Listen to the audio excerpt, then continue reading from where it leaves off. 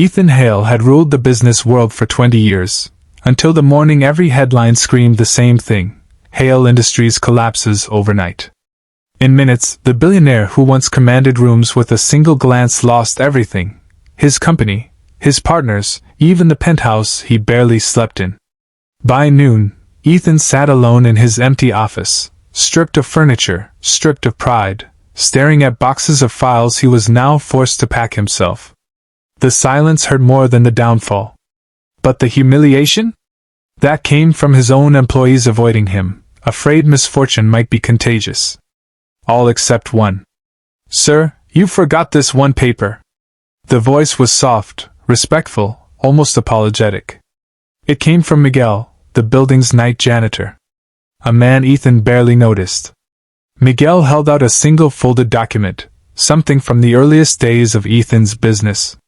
Ethan sighed. "It doesn't matter anymore." But Miguel shook his head gently. "Sometimes the thing you throw away is the thing that saves you." Confused, Ethan opened it. His breath caught. It was a contract, a long-forgotten agreement with a small-town renewable energy lab he'd funded years ago. The patent they developed under his name was still legally his. For the first time that day, hope flickered.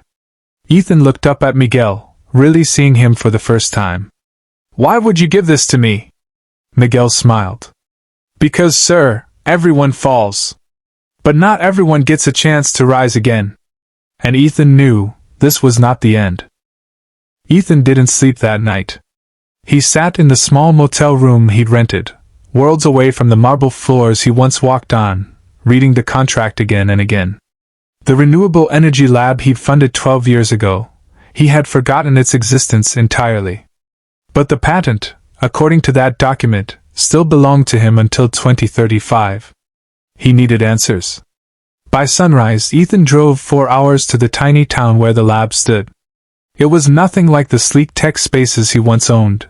This was a rundown warehouse with peeling paint and a handmade sign that read, "Greens Park Innovations." Inside, he found Dr. Anna Wallace, a brilliant scientist he once believed in, before he got too busy chasing profits to ever check on her again. When she saw Ethan, she didn't look shocked. She looked relieved. "I was waiting for you," she said softly. "For me?" Ethan blinked. "We perfected the microcell battery 3 months ago. It's the cleanest, longest-lasting energy storage ever created. You funded the dream. And the patent manuscript is ready. All we needed was your signature." Ethan felt the world shift. This wasn't just hope, this was a rebirth. But then her expression dimmed. "Your fall. I saw the news. And I wondered if you'd think this partnership still mattered." Ethan swallowed hard. "It's the only thing that matters." Anna handed him a folder. "This could change the world. But it must be used right, not for greed, for impact." Her words stung, because they were true. The man he became wasn't the man who started this dream.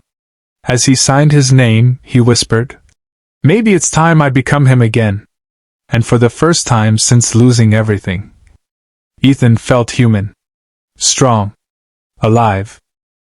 Ethan walked out of Greens Park Innovations with the signed folder pressed to his chest, but the weight he felt wasn't paper, it was responsibility. The technology inside that warehouse could change how the world consumed energy. It could power hospitals in remote towns, light up villages after storms, keep families safe. For the first time in years, Ethan wasn't thinking about investors or stock charts. He was thinking about people. But rebuilding wasn't simple. His first stop was his old corporate headquarters, where he requested a meeting with the board. They didn't even let him into the conference room.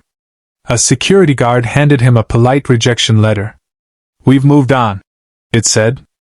"We advise you to do the same." Standing outside the glass tower he once owned, Ethan felt a familiar sting of failure. But instead of giving up, he dialed the only person who'd shown him kindness when he had nothing. Miguel. "Sir? Are you okay?" the janitor asked. "Not yet," Ethan admitted. "But I'm trying to fix things. I could use your help." There was a pause. Then Miguel said, "Where do I meet you?" When Miguel arrived, still in his uniform from the night shift, Ethan shared everything: the contract, the invention, the rejection. Miguel listened carefully. "So, the people who abandoned you, you want them back?" Ethan froze. "No," he whispered. "I want to build something better. With people who care." Miguel nodded. "Good. Because I know someone, my nephew. He's a genius with tech startups. He's been trying to pitch clean energy ideas for years. No one listens to him."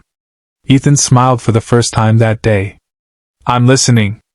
And just like that, a millionaire and a janitor stood at the start of a new dream. Together. Miguel's nephew, Luis, arrived at the small cafe where they agreed to meet. He looked nervous, carrying a backpack full of notebooks and sketches. When he realized the man waiting for him was Ethan Hale, the fallen billionaire on every news channel, he nearly turned around. But Miguel gently pushed him forward. "Go on, Mijo. He's not here as a billionaire. He's here as a man starting over." Luis sat down slowly. Ethan offered a small, humble smile, so different from the intimidating presence he was once known for. "Your uncle says you have ideas," Ethan said. Luis hesitated. "Ideas don't matter when you don't have the money or the name." Ethan leaned in. "Then let's combine what each of us has left." "Show me." And Luis did. For the next 2 hours, he laid out sketches of low-cost microenergy grids, portable solar hubs for disaster zones, and a distribution model that could bring clean energy to millions of families who had never known stable electricity. His passion filled the cafe like sunlight. Ethan felt something he hadn't felt in years: purpose. "This is brilliant," Ethan whispered. "We can merge your models with Anna's microcell battery. We can build something life-changing." Luis looked stunned. You'd work with me?" "With you," Ethan said. "With Anna. With Miguel. No boardrooms. No greed. Just impact." Miguel wiped his eyes quietly. And just when it seemed the moment couldn't grow any more meaningful, Ethan's phone buzzed. It was a journalist, one who had reported his downfall ruthlessly. Her message read, "Rumor says you're building something new. Is it true?" Ethan finally smiled. "Let's give them a story they never expected. A story not about a billionaire's fall, but about his rise with the people who believed in him."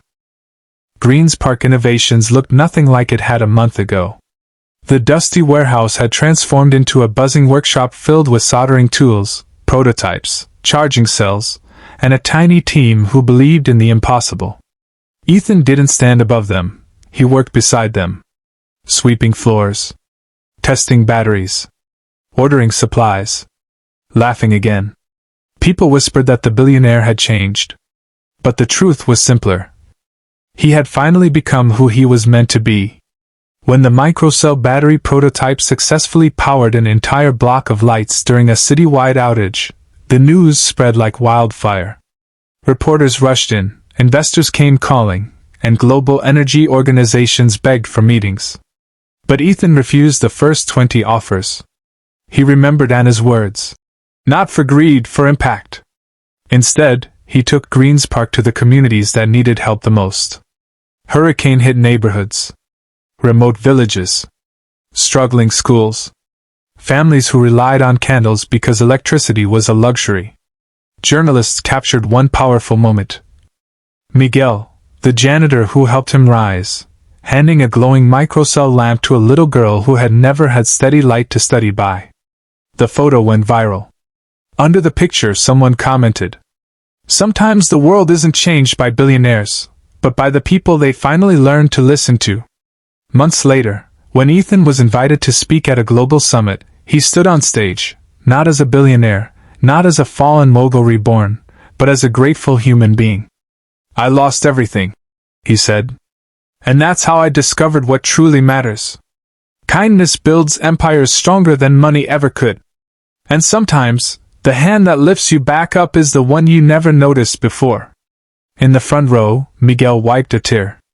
And Ethan smiled, knowing his greatest fortune was standing right there.